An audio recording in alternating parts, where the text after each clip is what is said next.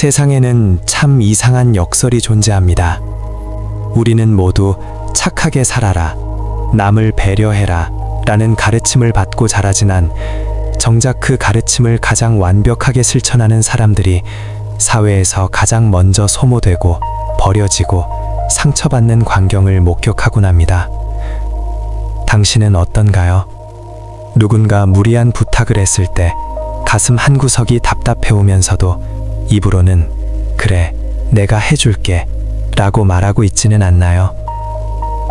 오늘 마음다이소에서는 조금 불편한 진실을 다뤄보려 합니다.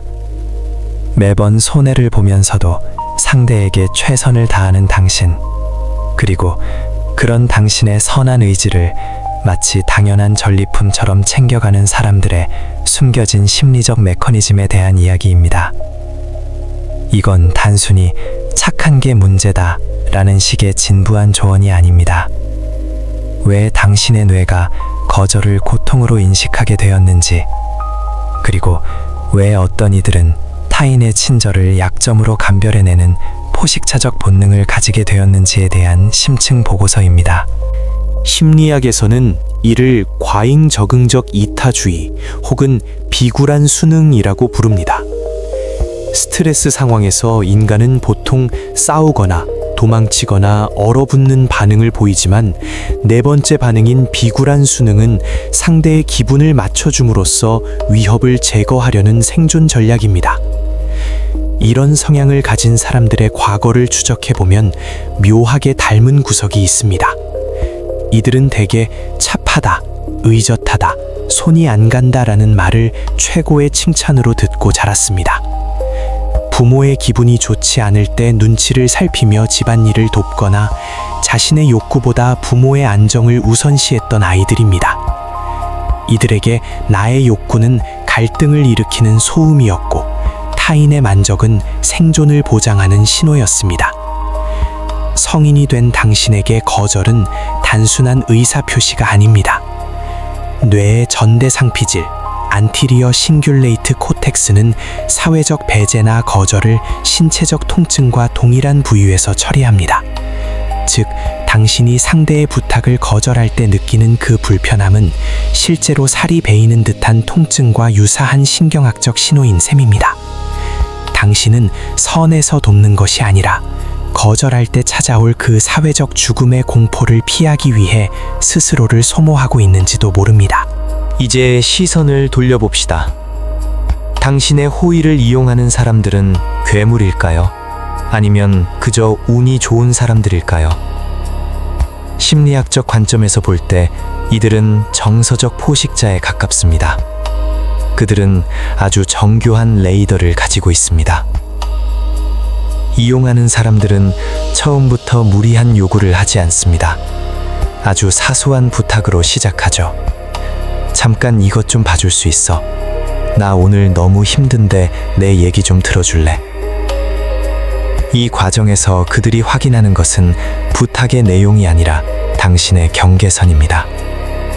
당신이 불편한 기색을 내비치면서도 결국 승낙하는 순간, 그들은 당신의 경계선이 낮거나 흐물거린다는 사실을 입력합니다.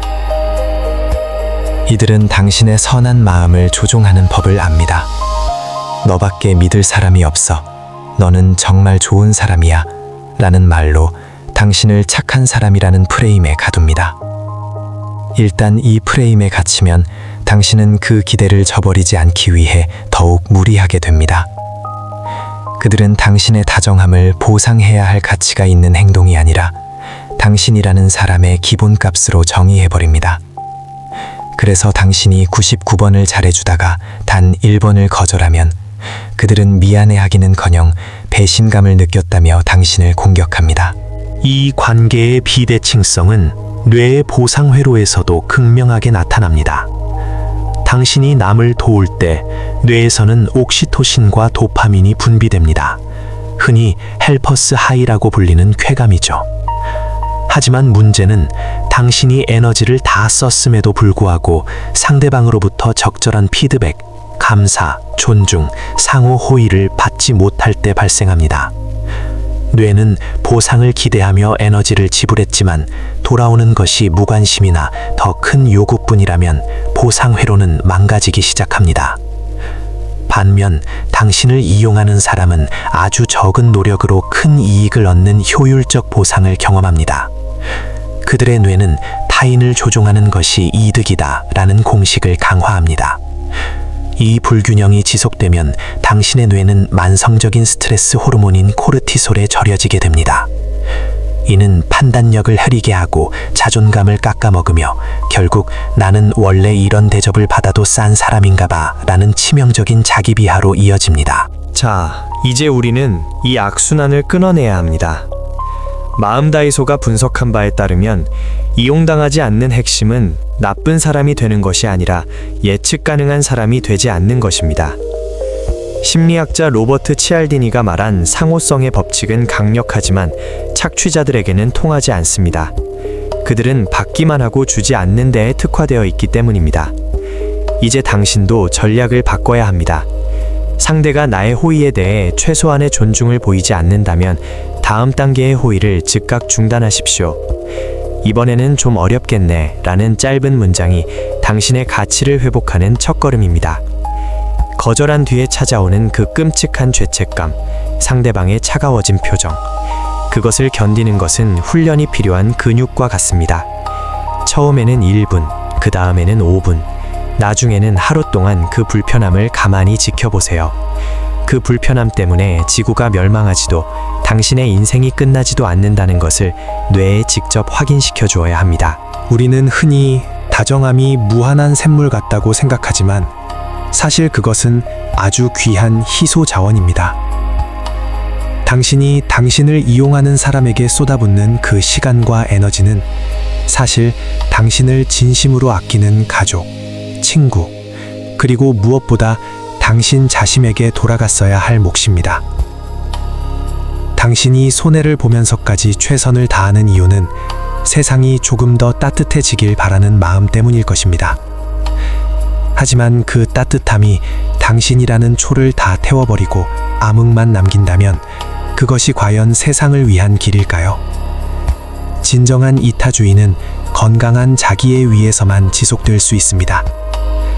산소 마스크를 쓸 때 비행기에서 안내하듯 당신이 먼저 숨을 쉴 수 있어야 남도 도울 수 있는 법입니다.